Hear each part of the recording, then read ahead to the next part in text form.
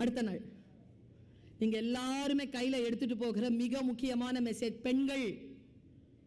நான் பார்க்கிறேன் 50 வயசு கடந்த பெண்களுக்கு கண்களில் நிரந்தர சோகமும் நிரந்தர கோபமும் இருக்கு. ஏன் தெரியுமா? எதையோ சுமந்து கொண்டிருக்கிறீர்கள். உங்களை ரிலீஸ் பண்றதுக்காக சொல்றேன். நான் சொல்லுகின்றது, நான் போடுகின்ற இந்த மழை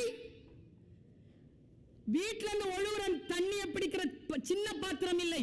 உங்கள் மனதை கடல் அளவு ஆக்கி கொண்டு இதை நிரப்பி கொண்டு போங்க. அவன் சொல்லுகிறான், வந்தவன் கேட்டான், மன்னிச்சிரு புத்தா, மன்னிச்சிரு புத்தா, மன்னிச்சிரு புத்தா. புத்தன் என்ன செஞ்சிருக்கணுங்க? சொல்லுங்களேன், என்ன செஞ்சிருக்கணும்? புத்தன் என்ன செய்யணும்? மன்னிக்கணும் தானே? புத்தன் சூப்பருங்க. புத்தன் இஸ் a குரு. உங்களையும் போல என்னையும் போல அல்ல. அவன் குரு,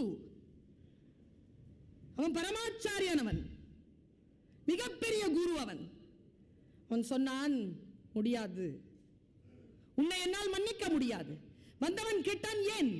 என்ன பதில் பாருங்களேன். நீ துப்பியது நேற்று, நீ துப்பிய எச்சில் இதுவரைக்கும் நான் கன்னத்திலேயே வைத்துக்கொண்டு கோபப்பட நான் என்ன முட்டாளா?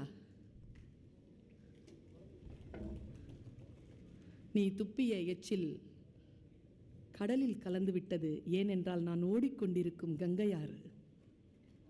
ஹே அப்பா, நான் ஓடிக்கொண்டிருக்கும் கங்கையாறு, நீ துப்பிய எச்சில் அந்த கடலில் கரைந்து விட்டது. இதோ நான் பேசிக் கொண்டிருக்கிறேனே, இதுவும் கடலில் கரைந்து போகும். அதற்காகத்தான் சொல்லுகிறேன், நினைவு விளைத்துக்கொள், இதுவும் கடந்து போகும். பெண்களே, நான் ஒரு விஷயத்தை சொல்றேன், don't take radical decisions. Life is so precious. மாற்றம் ஏதும் நிகழ்த்த முடியா வாழ்க்கையின் ஆதலின் எழு என்றதும் எழுந்தனன்றா கண்ணகி. என்னால வேற சாய்ஸ் இல்லடா, அதனால நீ வான உடனே வந்துட்டேன் அப்படிங்கிறா கோவலன் கிட்ட கண்ணகி. Personal talk. இன்னைக்கு நம்ம எல்லாருக்குமே சாய்ஸ் இருக்கு, சான்ஸ் இருக்கு. இன்னைக்கு நான் சொல்றேன், குடும்பம் என்கின்ற உறவை பெண்களே தக்க வைத்துக் கொள்ளுங்கள். சில கோபங்களுக்காகவும் சில விஷயங்களுக்காகவும் அந்த குடும்பத்தை குலைத்து விடாதீர்கள். ஆண்களுக்கும் சொல்கிறேன்,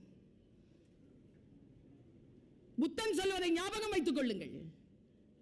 ஆறாத ரணங்களையும் ஆபாசமான எண்ணங்களையும் சுமக்கின்ற அளவிற்கு வாழ்க்கை வசதியானது இல்லை என்பதனை எப்பொழுது புரிந்து கொள்கிறீர்களோ விட்டு விடுதலையாகிறீர்கள். மிகச் சிறப்பான வாழ்க்கையை நிகழ்த்துகிறீர்கள். உடலும் உள்ளமும் ஒளிமயமாகிறது, லேசாகிறது.